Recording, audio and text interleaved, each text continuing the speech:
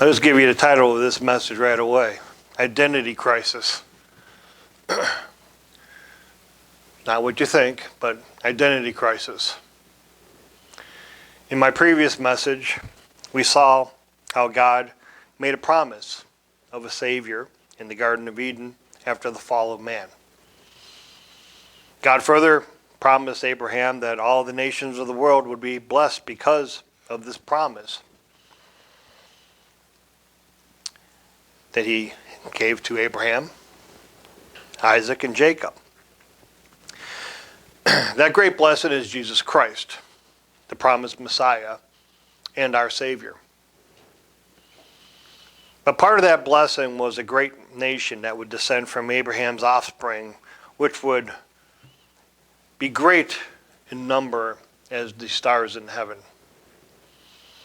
Later, God told Abraham that many nations and kings would descend from his offspring. Did this truly happen? Does God keep his promises? Well, we already saw that he does keep his promises. So he kept his promise on this as well. Let's look further into the details of the promises given to the patriarchs to see the fulfillment of the promise and to determine what nations did arise from this blessed promise. Most people just think it was the nation of Israel. God promised that the promise that God gave to Abraham was passed down to his grandson Jacob, who God renamed Israel. The promise of the Messiah and the royal family of kings was passed down to Jacob's son Judah, as we have already saw in Genesis chapter 49, verse 10. This promise to Abraham came through King David of the tribe of Judah.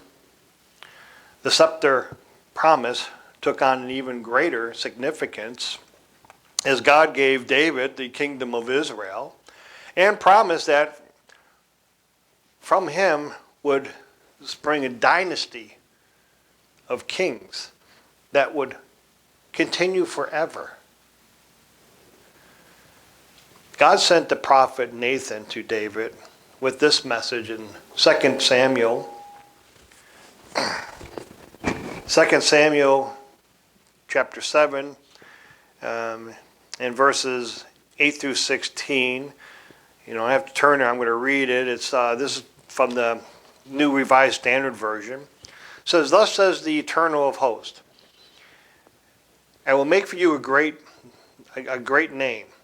I will raise you up your offspring after you, who shall come forth from your body. I will establish the throne of his kingdom forever, and your kingdom shall be made sure forever before me. Your throne shall be established forever." This throne of David was to be established forever. Does it still exist today? We also know from other scriptures that when Jesus returns, he will sit on that throne forever. There will be another message coming on this, since that is a lot of detail. But the promise also says that the Messiah would be born of Abraham's lineage and bring blessings to all of mankind. This was also passed down to Judah. This is called the promise of grace, or the promise of forgiveness, made possible by Jesus Christ, that one seed, as explained in Galatians chapter 3, verse 8, and also in Galatians 3, verse 16. Another part of the promise was that Abraham's seed, Abraham's descendants, those born from his children, would become a great nation. Therefore, as this was passed down to Isaac and then Jacob, the promise was that many nations would come from their descendants and many kings. Also, their number would be like the stars of heaven and like the grains of sand on the shoreline. This was the birthright blessing, which was a separate part of the promise made by God. It was given to Joseph, not Judah. The historical record in the book of Chronicles shows that Reuben, the firstborn of Israel, he was indeed the firstborn. But because he defiled his father's bed, his birthright was given to the sons of Joseph, the son of Israel, so that the genealogy is not listed according to the birthright. Yet Judah prevailed over his brothers, and from him came the ruler, or the scepter, although the birthright was Joseph's. Again, that's 1 Chronicles chapter 5, verses 1 through 2, which I mentioned in the last message I gave. So the birthright was Joseph's. What exactly is a birthright? And where do we can find this confirmed on Joseph? A birthright concerns material blessings that's passed on from father to son. It indicates one's right to receive. The promise is given to Abraham and then passed to Isaac, Jacob, and then to Joseph, included possession of land, the gates of their enemies, abundant crops, innumerable people spreading over the entire earth, and other nations actually bowing down to them. The account of the passing on of the birthright from the dying Jacob, or Israel, to the two sons of Joseph are found in the 48th chapter of Genesis. In this chapter, Israel adopted Ephraim and Manasseh as his own legal sons. Genesis chapter 48 and verse 5. And now, your two sons, Ephraim and Manasseh, who were born to you in the land of Egypt, before I came to you in Egypt, are mine. As Reuben and Simon, they shall be mine.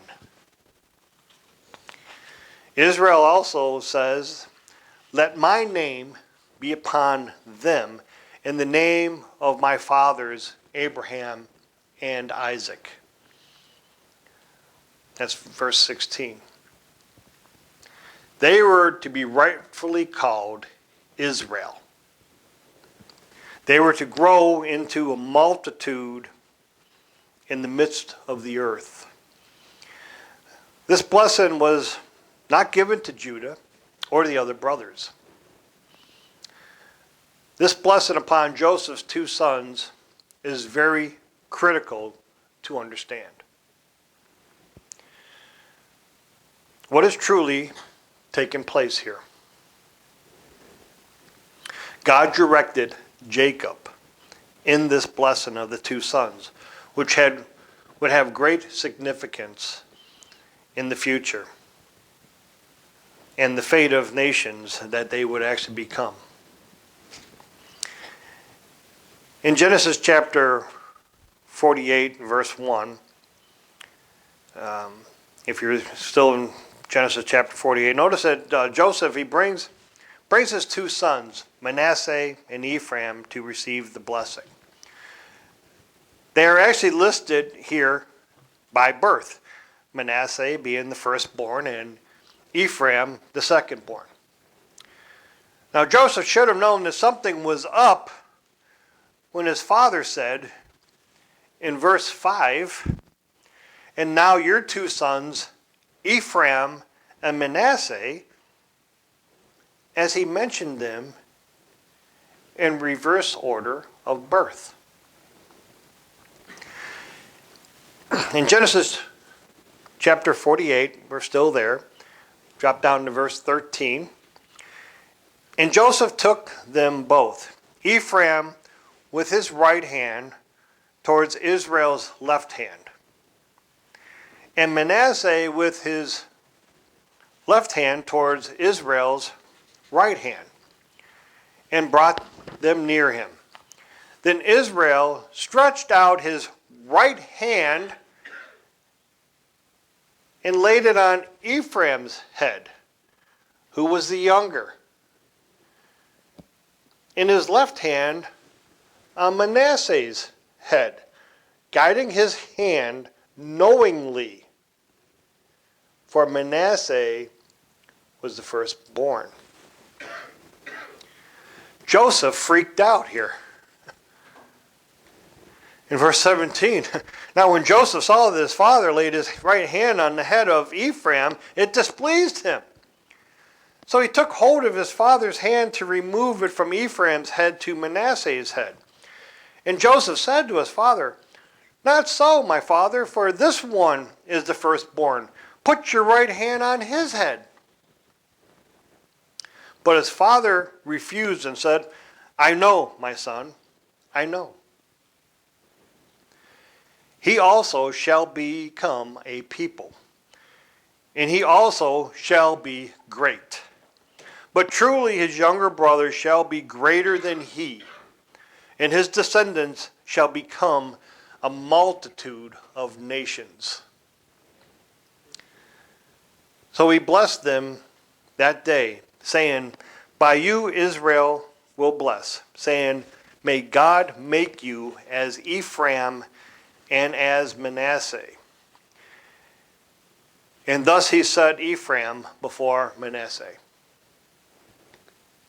The younger son, Ephraim, was to be somewhat greater than his older brother, Manasseh.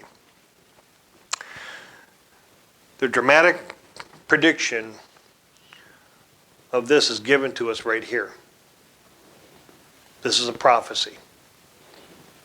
So Manasseh was to become a single great nation, but Ephraim was to become a multitude or a commonwealth of nations.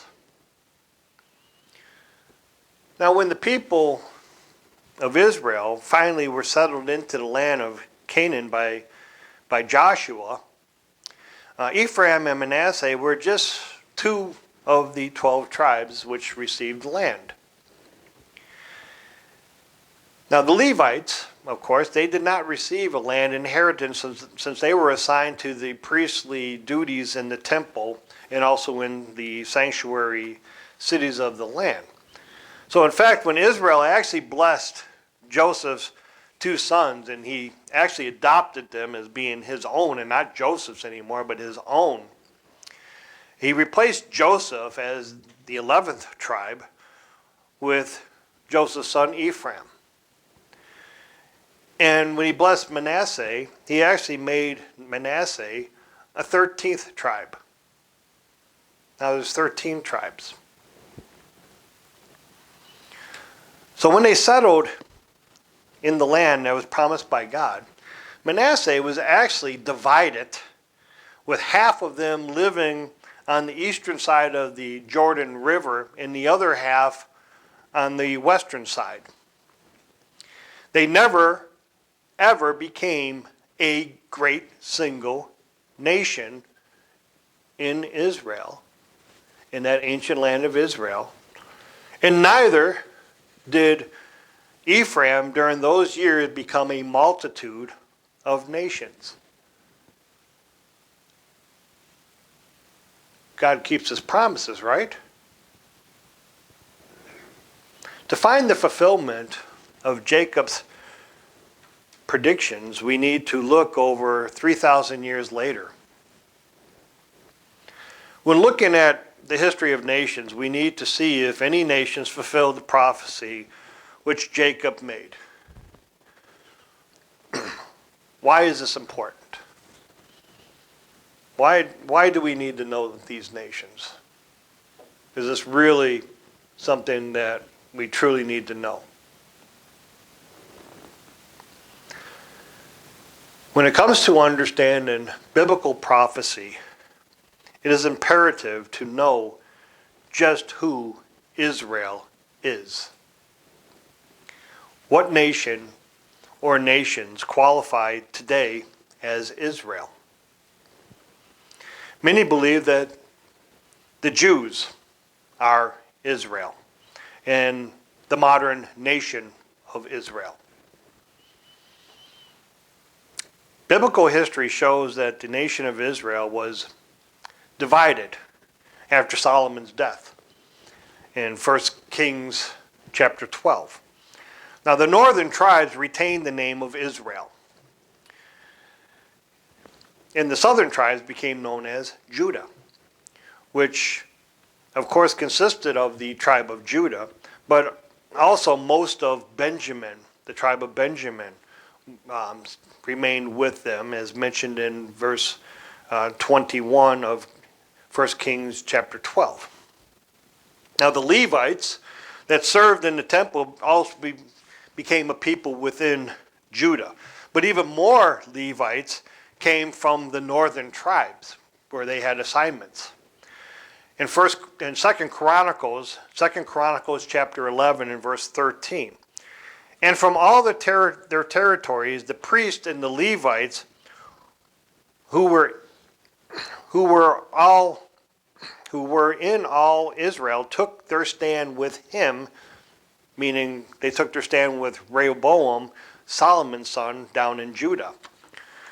Verse 14, it says, "For the Levites left their common lands and their possessions and came to Judah and Jerusalem, for Jeroboam and his sons had rejected them from serving as priests to the Eternal." That's because Jeroboam set up idols and worshiped other gods. The Levites all came down and they were absorbed into Judah as well as their brother Simeon, as the prophecy was fulfilled. More on that. Well, right here in Genesis chapter 48, and verse 5, or is that Genesis chapter 49? I might have the wrong one there. But anyways, it says Simeon and Levi are brothers. Instruments of cruelty are in their dwelling place. Let not my soul enter their council. Let not my honor be united to their assembly. For in their anger they slew a man, and in their self-will they hamstrung an ox. Cursed be their anger, for it is fierce, and in their wrath, for it is cruel. I will divide them in Jacob and scatter them in Israel. Actually, when Simeon was given a little piece of land, it was just a little circle pocket in the land of Judah. But the tribe of Simeon, was mostly absorbed into Judah, but also into the other tribes of Israel. But some of them actually have left, there's evidence that some of them left the main body after a dispute with their brother tribe, Levi, in the last year of their traveling in the wilderness when they were in Moab, right before crossing over into the promised land to possess it, as their numbers were greatly decreased when they recounted the numbers. The account of the dispute is mentioned in Numbers chapter 25 if you want to read about that, or you can ask me a little bit more about that, and I'll give you an idea of where some people believe that they ended up at. But this new nation of Judah became known as the Jews. The Jewish people spread to many lands throughout the world, but they were never known or known as Israel. According to Jacob's blessing of Ephraim and Manasseh, they were to be known as Israel, as he said so in Genesis chapter 48, verse 16. Jacob said, "Let my name be named on them." That's the King James Version. In other words, may they all be called by my name. Jacob's name had been changed by God to Israel. Thus, Ephraim and Manasseh inherited the name Israel. This is important since many of the prophecies are about the fate of Israel. In fact, the fact is that the modern descendants of Ephraim and Manasseh, whomever and wherever they may be today, are biblical Israel. They alone carry the name Israel, not the Jews, who are but a remnant of the ancient tribal nation of Judah.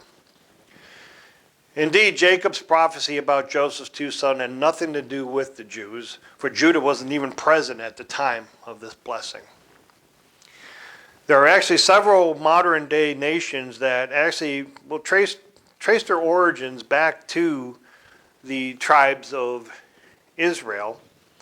I'll give you one right now, such as the French. You know, we traveled all throughout France while we were at the feast this year and kept it in there, but they traced their descendants back to the tribe of Reuben, that firstborn. But only the descendants of Ephraim and Manasseh prophetically carry the name Israel. This is a profound knowledge, the master key to understanding biblical prophecy. And this is overlooked by many theologians and scholars. Hundreds of prophetic references to Jacob or Israel, which have long been assumed to refer to the Jews, apply first and foremost to the modern descendants of Ephraim and Manasseh, especially those prophecies that relate to the later days, to the days right before the end of this age,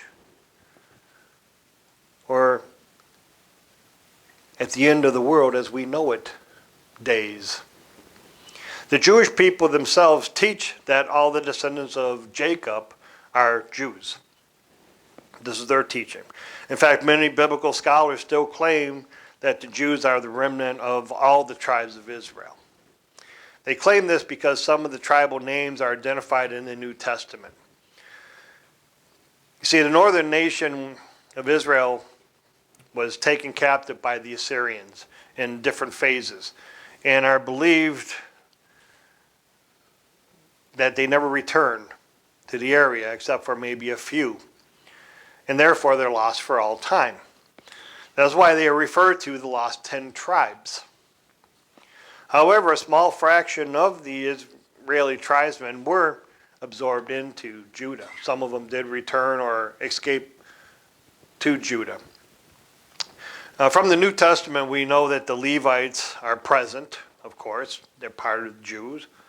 As Zacharias, the father of John the Baptist, was a Levitical priest. The Apostle Paul, he tells us that he is from the tribe of Benjamin. In Romans chapter 11, verse 1, and he's also in Philippians 2, but he says here, "For I also am an Israelite, of the seed of Abraham, of the tribe of Benjamin." That is because they were absorbed into Judah early on. But now there was another tribal mention, which scholars try to prove that the Jews are Israel. And that's in Luke chapter 2, verse 36. In Luke chapter 2, verse 36, it says, "Now there was one, Anna, a prophetess, the daughter of Phanuel, of the tribe of Asher." Now there may be other tribal Israeli tribes that were integrated into the Jewish people, but they do not represent biblical Israel.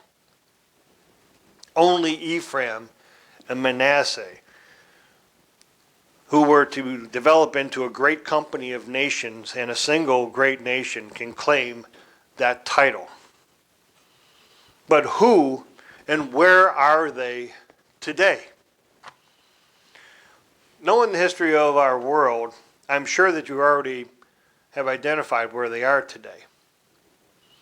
But first we need to understand how these tribes became lost in the first place. The northern nation of Israel never had a king that obeyed God. Not one of them. In fact, many of them, they set up their own gods to worship, or just worship the gods of old, of the gods of the people that they conquered. God sent many prophets to them to warn them, like Elijah, but they never returned to God. Because of their disobedience, God allowed their enemy, Assyria, to slowly remove the tribes from the land which God gave to them. During the reign of King Pekah, or Pekah, however you want to say his name, in 2 Kings chapter 15, verses 27 through 29 describes this. The Assyrians carried captive perhaps 1/3 of Israel from the region of Gilead, located on the east of the Jordan River, which consisted of the Israelite tribes of Gad, Reuben, and half of Manasseh.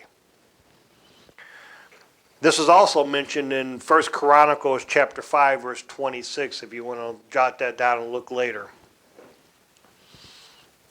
Also during this massive invasion and removal, Naphtali was taken captive, which is mentioned in 2 Kings chapter 15, verse 29. And because of their close proximity to Naphtali, it is likely that Asher, Issachar, and Zebulun were also at least partially taken. The tribe of Dan was divided into two parts. The northern Danite area adjacent to Naphtali, which included the city of Dan, was almost certainly taken captive, some of them. But the Danites that lived southward along the shores of the Mediterranean were not involved in this first invasion. As a later chapter will bring out, these seafaring Danites were able to largely escape captivity by sailing west. The interesting thing about the Assyrian people is they were also a Semitic nation, just like the Israelites. You can see that in Genesis chapter 10, verses 21 and 22, as they are descended from Asher, the son of Shem. So they would have had many of the racial similarities with the Gilead tribes. Now the Assyrians usually took their captives far from their homelands, while placing their own people in the conquered land. Now, Stephen M. Collins, in his book, The Lost Tribes of Israel Found, believes that the Assyrians took the Gilead tribes, Gad, Reuben, and the half tribe of Manasseh, the furthest eastward into Asia than any of the other tribes of Israel.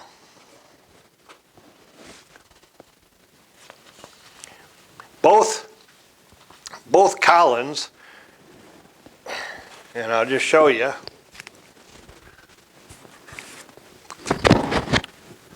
I got all 5 books that Collins wrote about the different things. I mean, of course, the first one, which you can't find anymore.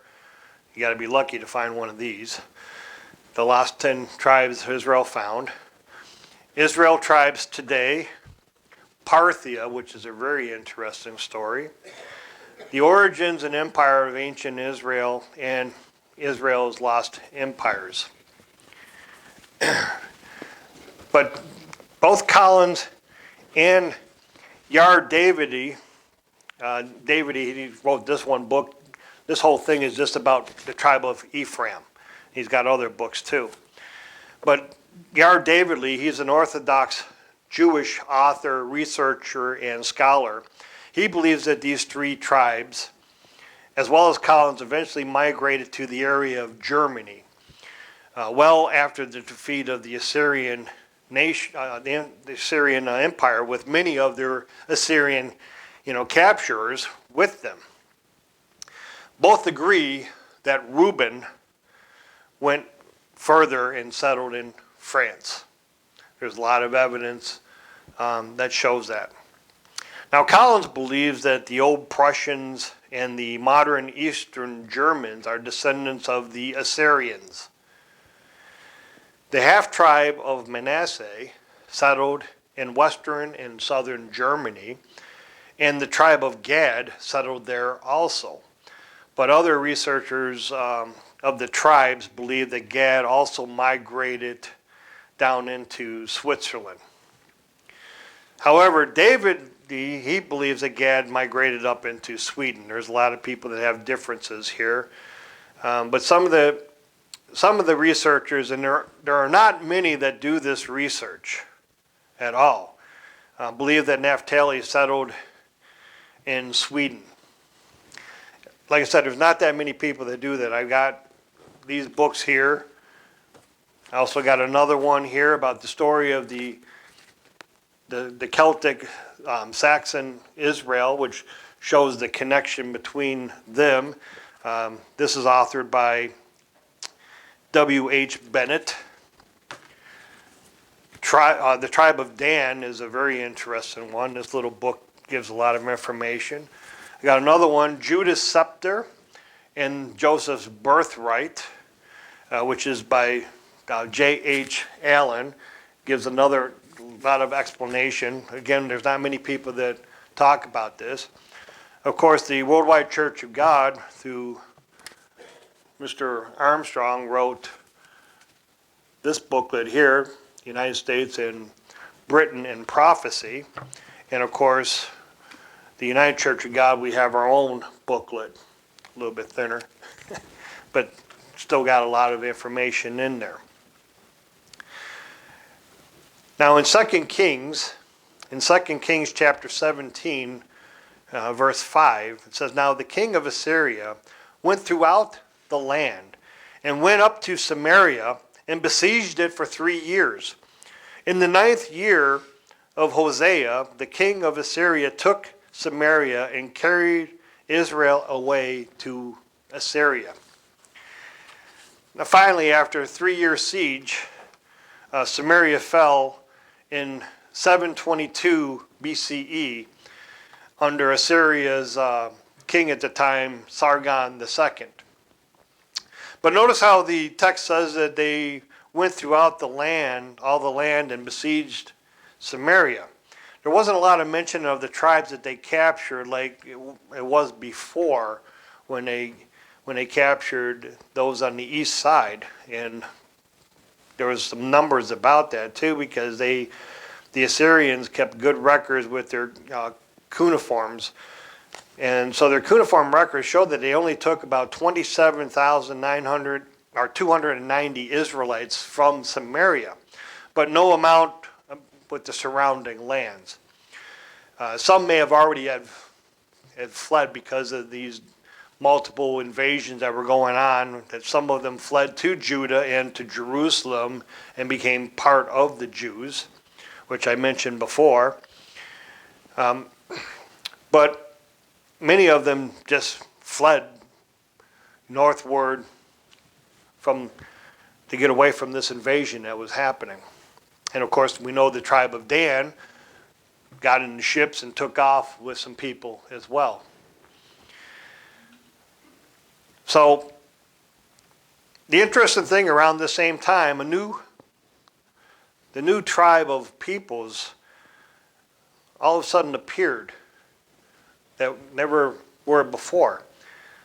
The Cimmerians, that's Cimmerians,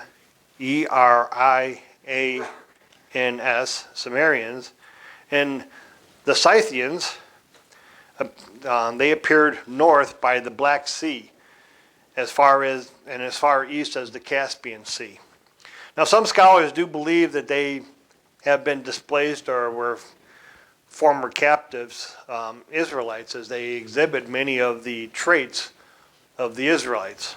A lot of these books here mention that. Again, the tribe of Dan were seafarers, and they had very strong ties to the Phoenicians and probably escaped by the sea.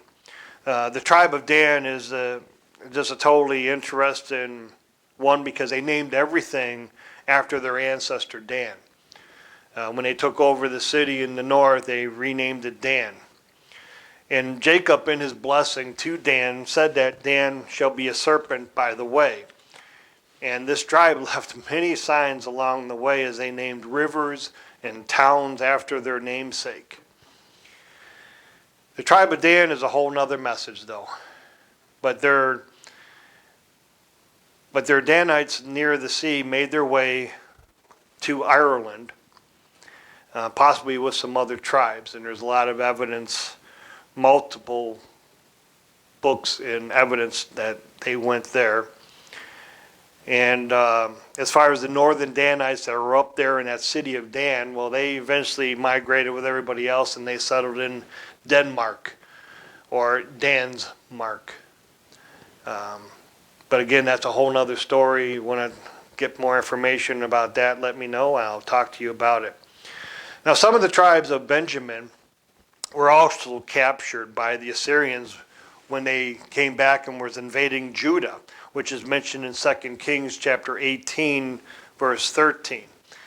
And of course, the king at the time there, prayed to God, and God protected those in Jerusalem. But a lot of the people of Benjamin were taken away. They eventually made their way to Norway and Iceland and some of the other Scandinavian countries.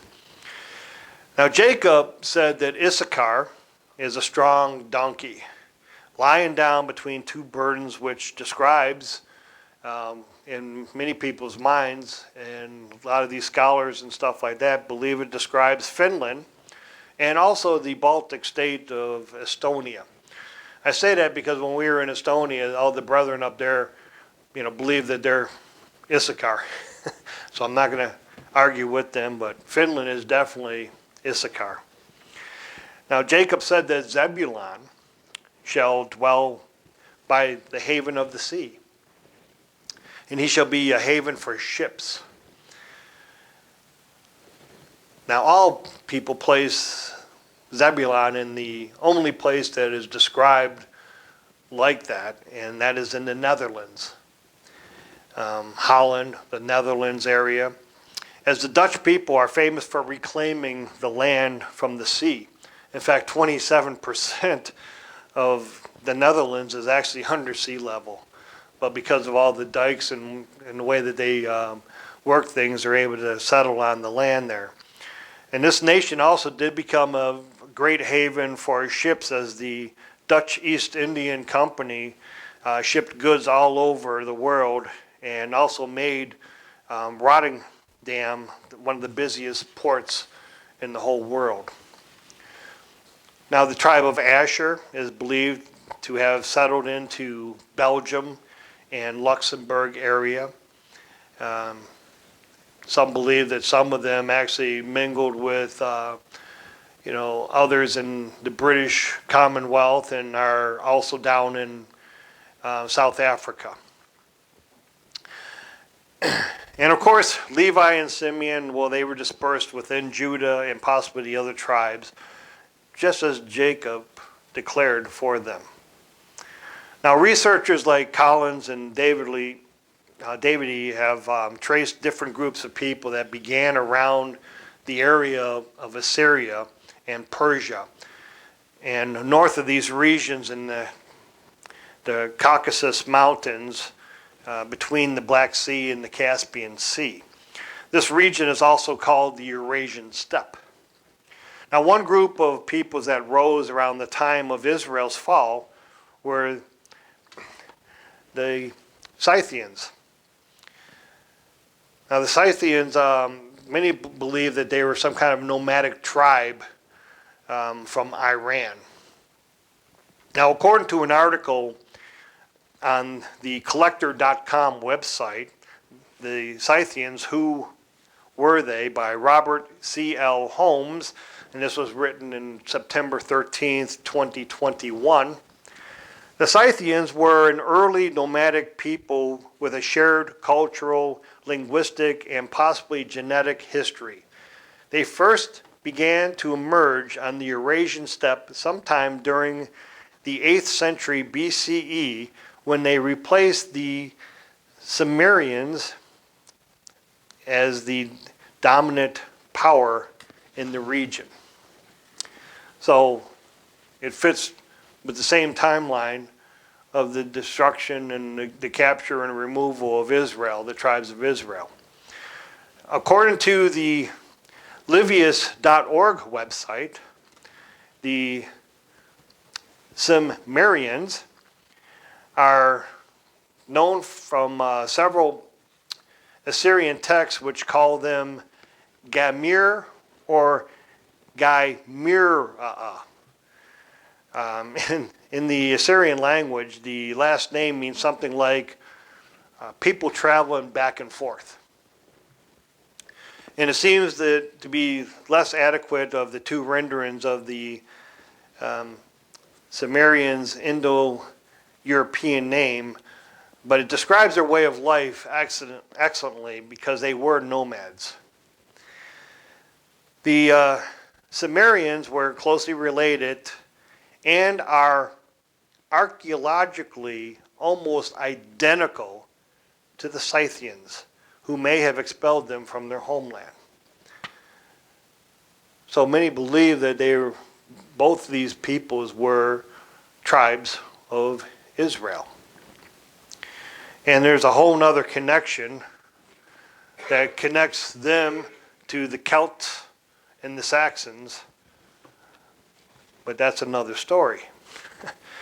Now, among the recognized, those recognized as part of this cultural group of nomads that were up there, I left some of these off the list because they were too hard to pronounce, but they include the, Abi, the Armadi, of course, the Cimmerians there, and what I'm trying to say, I'm not trying to say the Cimmerians, but Cimmerians with a C. If anybody knows some of the old culture, I think it was, Conan was supposed to be from this group. The fictional character was supposed to be one of these guys. Also, there's a group that's called the Dahe, the Jele, Masagete,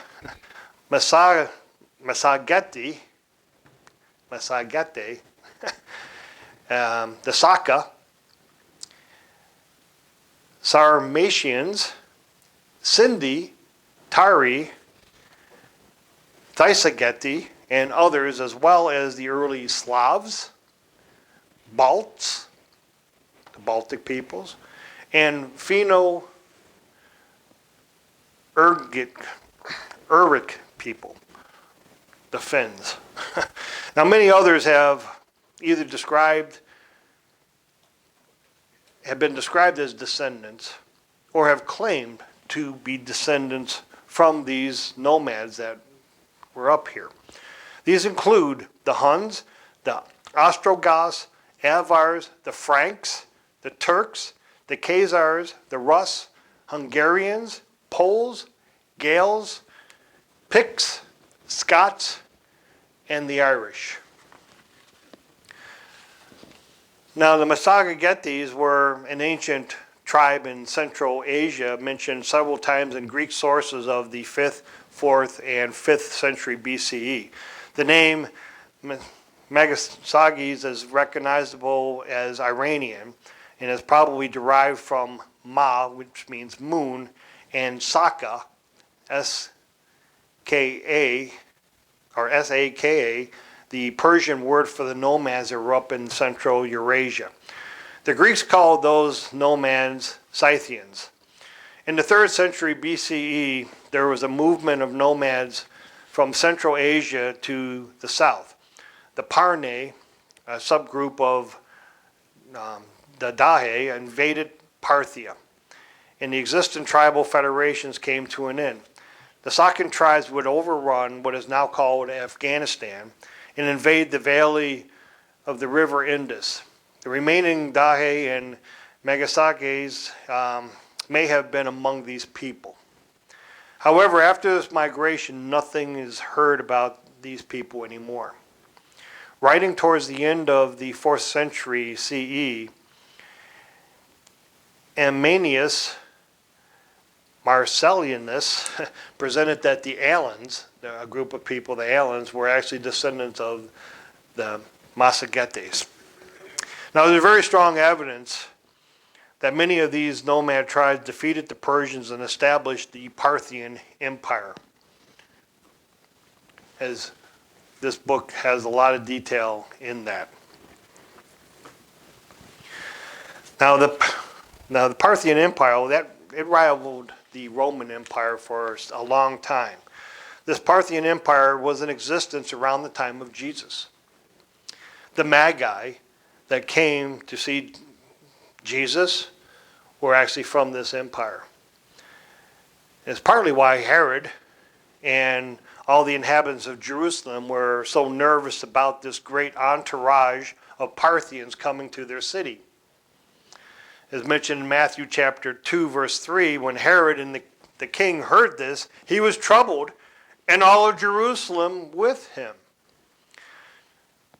It wasn't so much that these Magi were inquiring about the birth of Christ, but because there was a fragile truce between the Parthian and Roman Empire at that time.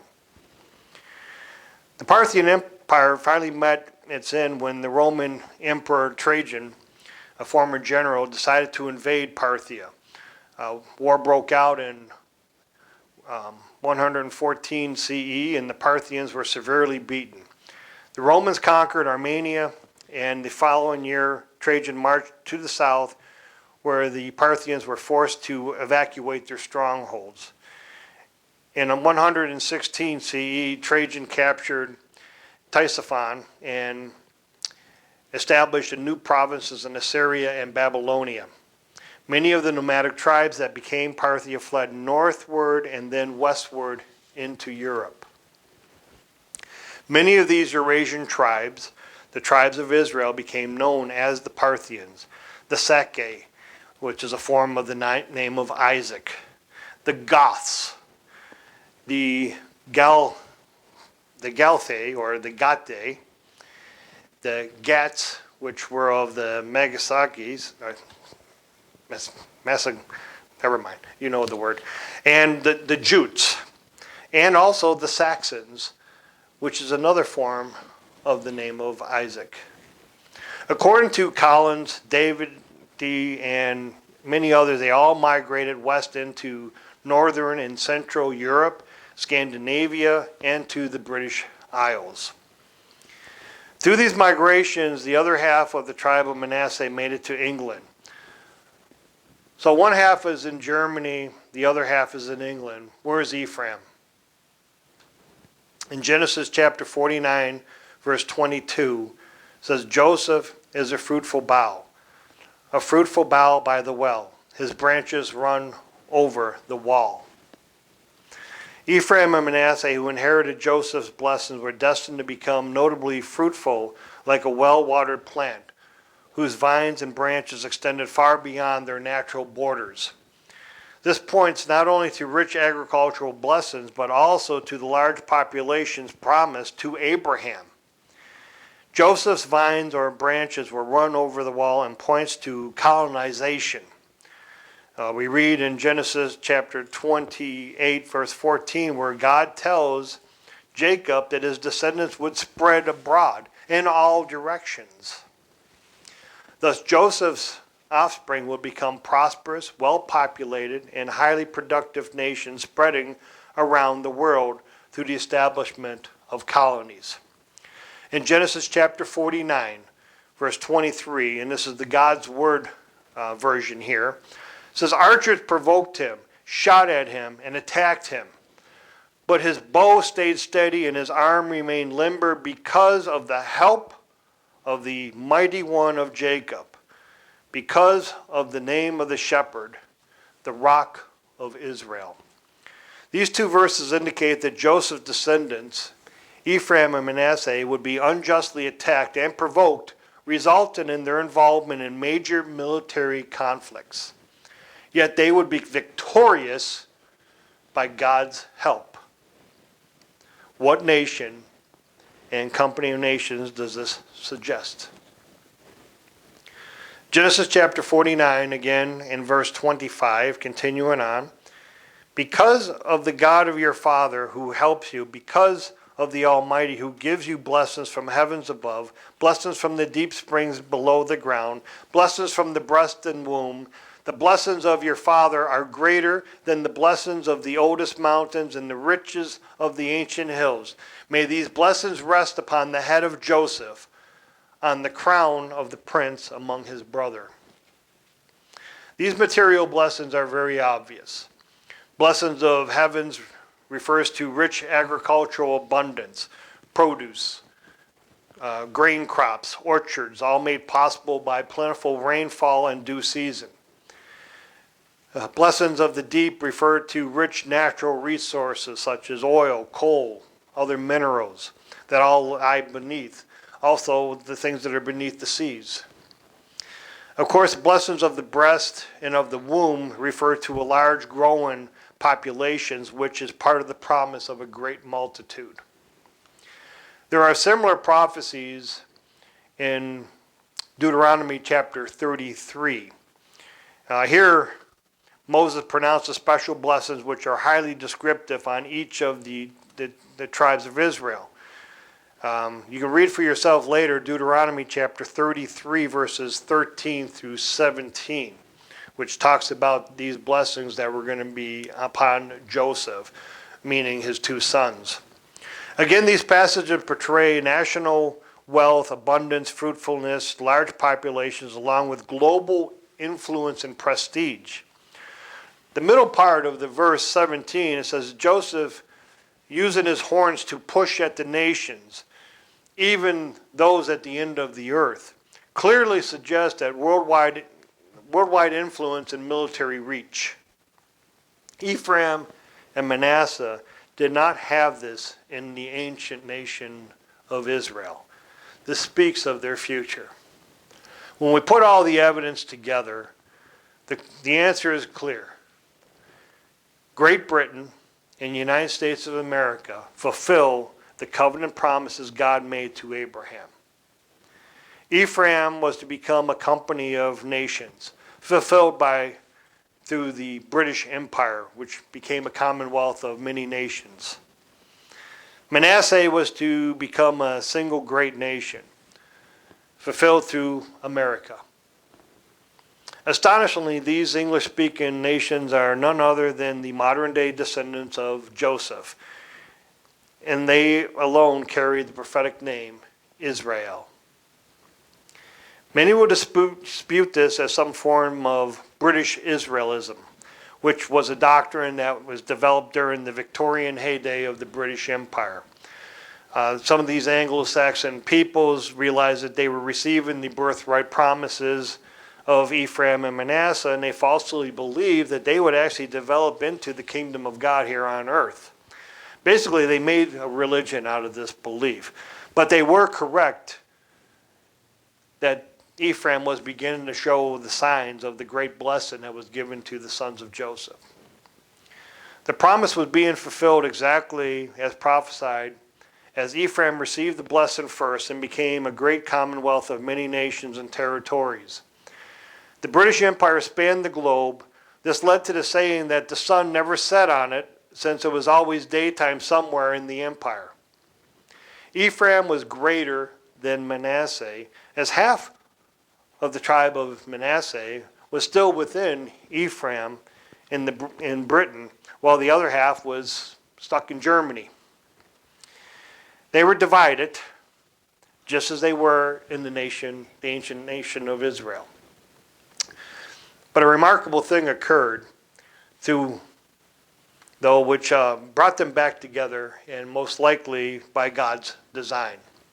God united them in order to fulfill the promise. According to an article written by Stephen M. Collins, at the time of the Revolutionary War, some colonies in America were dominated by the English settlers, but some, like Pennsylvania, were dominated by the German settlers. We know that prophecy says that Manasseh would become a great people, a great singular nation, and only the United States of America fulfills this. It would seem that the half-tribes of Manasseh in Germany and Britain migrated to America to form this new nation, which we began with 13 colonies and then 13 states after declaring their independence from their younger brother nation, Ephraim. Ironically, the 13th tribe of Israel began with 13 colonies, and this number is part of our country's identity. There's a lot more information which shows that the US of A and the British Empire are descendants from Manasseh and Ephraim, but we just don't have time to cover it all. The very names of our countries are actually derived from some of the ancient Hebrew names of these tribes and their descendants. Brethren, this is important to know this information. Satan wants to deceive us so that we do not know the identity of God's people. God wants us to know. Our nations have a vast number of many peoples, not just direct descendants of Abraham. God told Moses to welcome them into our midst. In Leviticus chapter 19, beginning in verse 33. And if a stranger dwells with you in your land, you shall not mistreat him. The stranger who dwells among you shall be to you as one born among you, and you shall love him as yourself. For you were strangers in the land of Egypt. I am the eternal your God. What could be more clear? And I say this because God looks upon these nations as Israel. Not just because some of Joseph's descendants are there, but because he established these nations to fulfill the prophecy and all the prophecies to come regarding Israel. There are many future prophecies regarding the nation of Israel. And we need to understand that God is talking about the British Empire and the United States of America. I wanted to present this to you today so that you know our identity as a nation in God's eyes. I will continue with a series of prophetic messages which God says will befall our nation. Many of the prophecies about Israel are dual in nature, and some did occur to that ancient nation of Israel. However, many are to be fulfilled in the end times, which is not far off. A lot of this is already happening. We're already seeing it. And I'm going to show you where the Bible says what's happening right now in upcoming messages here. This is why we truly need to understand the identity of Israel today. We cannot have an identity crisis, as Satan would like us to have. Many who read the Bible today wonder why God made no mention of the two greatest nations on earth. He did. Yet many do not realize that when God mentions Israel, he is talking about Jacob's trouble. That he is referring, when he talks about Jacob's trouble, that he's referring to our nation and the UK and all their territories. In order to understand prophecies of God, we must know the identity of the nations of Israel.